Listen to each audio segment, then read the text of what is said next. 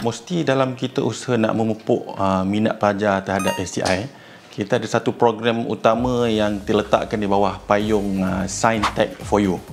So bawah Science-Tech for You ni ada program-program utama kita seperti Minggu Sains Negara, Malaysia Taklimpik, PEMCAM MOSTI, dan juga yang terbaru kita mulakan tahun lepas, STI 100.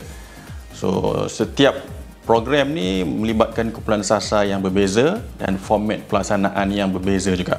Dalam kita nak membudayakan inovasi sains teknologi ni, memang nak tak nak memang kita akan terlibat sekali lah dengan sekolah dan universiti, sama ada dari segi kumpulan sasar ataupun daripada sebagai rakan strategik dan pelaksana lah.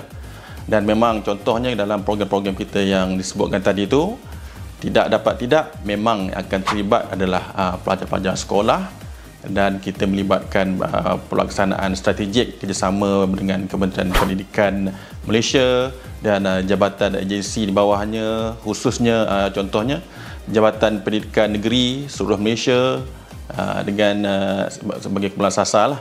Dan dari segi pelaksanaan pula, kadang-kadang kita gunakan juga kerjasama daripada universiti-universiti awam di bawah Kementerian Pendidikan Tinggi sebagai venue. Usaha kita adalah supaya pelajar ni sambil dia terlibat dengan program, dia boleh datang ke universiti ni, dia akan melihat sendiri dan dapat the different feeling lah dari segi pelibatan tu. So kita bawa dia keluar daripada sekolah untuk berada di universiti untuk terlibat dalam program-program berkaitan dengan STI.